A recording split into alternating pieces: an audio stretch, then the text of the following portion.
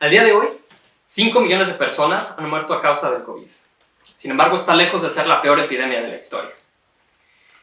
En este triunfal de regreso de Access History después de su pequeño break, veremos una enfermedad que dejó una cuota de unos 25 millones de muertos. Cambios económicos, políticos y sociales importantes que transformaron el curso de la humanidad. Entenderemos qué tiene en común con la actual situación y si realmente estamos mejor preparados para una crisis como esta. Welcome back, yo soy Antonio Álvarez y esto es Access History.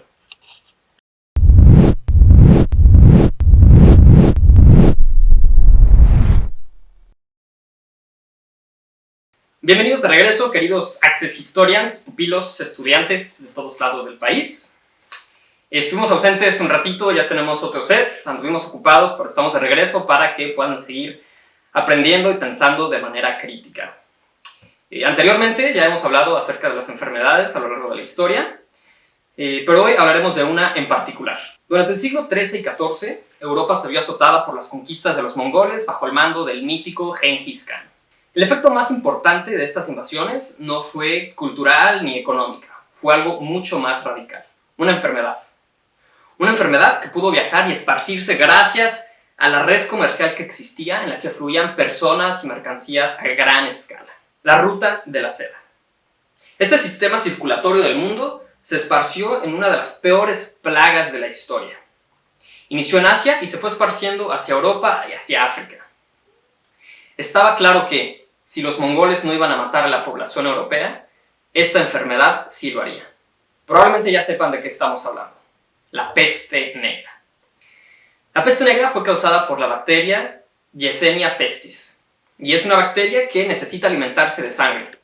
Por eso las ratas y los camellos que circulaban por la ruta de la seda eran excelentes huéspedes para seguir esparciendo la enfermedad. Agarrar tejidos infectados u oler los materiales infectados eran las maneras más fáciles de enfermarse. Las mercancías en los puertos y las moscas en la comida eran focos importantes con los cuales la gente seguía enfermándose.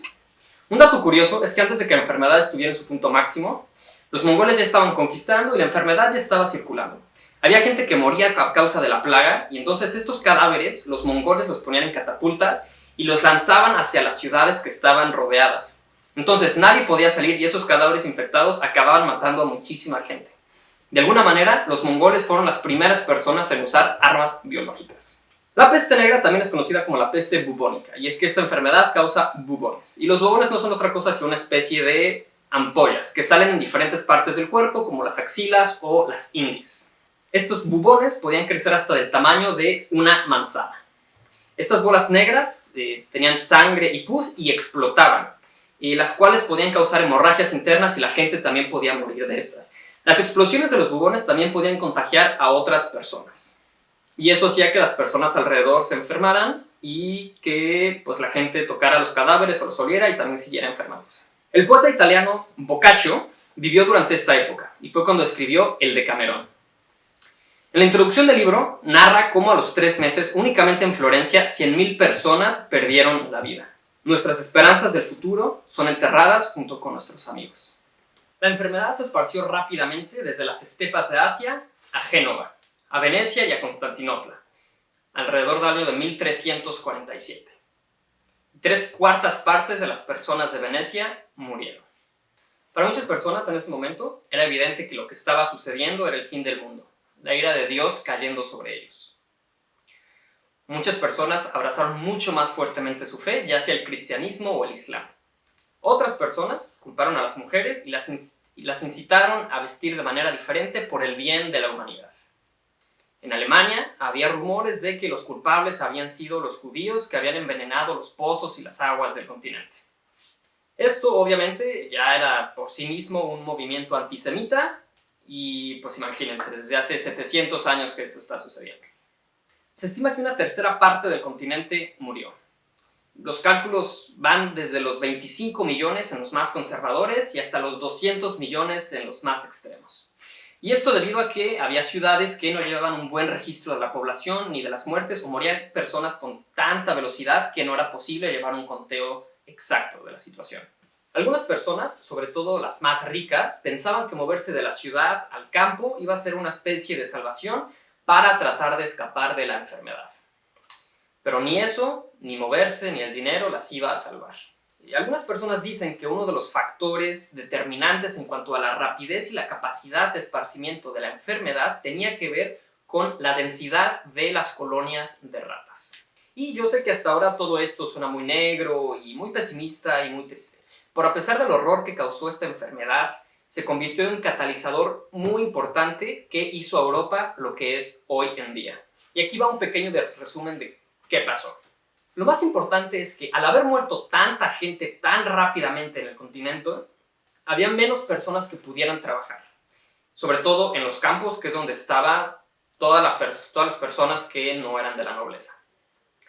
Esto les dio muchísimo poder para poder negociar con sus señores feudales o con sus superiores, de cualquier manera. Hubo un empoderamiento muy importante por parte de la clase baja para que los salarios aumentaran considerablemente después de la peste. Entre las negociaciones que pudieron tener, por ejemplo, rentas más baratas, menos obligaciones en los trabajos y menos intereses en los pagos que tenían. Recordemos que hasta este momento estaba todo el sistema feudal, así que esto fue una gran revolución. Finalmente, esas personas eran ricas y era mejor recibir algo que no recibir nada por parte de sus siervos. Este empoderamiento le dio a todas estas personas una mucho mejor calidad de vida y ahora por fin la riqueza estaba mucho mejor distribuida entre todas las personas. Con ello, cuando más personas tuvieron más dinero, la demanda de ciertos productos de lujo también empezó a crecer. Ahora podían comprarse cosas que antes habían sido impensables. Por ejemplo, la ropa. Estas nuevas generaciones ya tenían más capacidad adquisitiva que sus padres, entonces podían comprarse no solo ropa, sino que además tenían un mucho mejor estado de salud y tenían mucho mejores dietas también. Después de la plaga, no solo mejoró la capacidad adquisitiva y la parte económica, sino que además las personas empezaron a vivir más y tuvieron una mucho mejor salud porque tenían acceso a más diversa comida también. Esto provocó que como la gente vivía más, hubo un crecimiento en la urbanización. Hubo ciudades en más lados y sobre todo en el norte de Europa porque no había restricciones en cuanto a la competencia. Es en este momento, como ya se mencionó, Europa empieza a tener el perfil que tiene hoy en día. En países como Italia, por ejemplo, después de la plaga, la familia empezó a tener mucho más énfasis y las mujeres tenían más o menos la misma cantidad de hijos que tenían antes de la plaga. Sin embargo, en países como países del norte, las mujeres optaron por mejor, con esta nueva liberación económica que había, empezar a generar su propio dinero. Y eso lo vemos hoy en día, que países del sur son mucho más conservadores y más religiosos, y los países del norte generalmente tienen otro pensamiento en cuanto al dinero, y no son tan cercanos a la religión. Las relaciones entre la nobleza y la servidumbre cambiaron de manera radical. Creció la productividad a nivel continental, y la gente de abajo empezó a tener aspiraciones que transformaron la historia.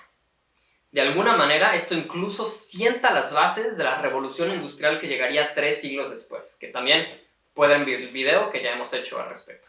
De manera general, podemos concluir entonces que el crecimiento de redes comerciales y la globalización que hubo en ese momento durante el siglo XIV fueron las que propiciaron un suelo fértil en el cual una enfermedad pudo darse y esparcirse rápidamente.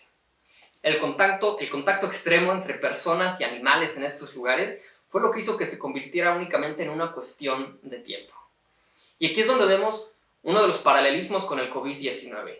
Antes de esto, la interconectividad estaba en un punto altísimo. Las personas y las mercancías circulaban a gran escala.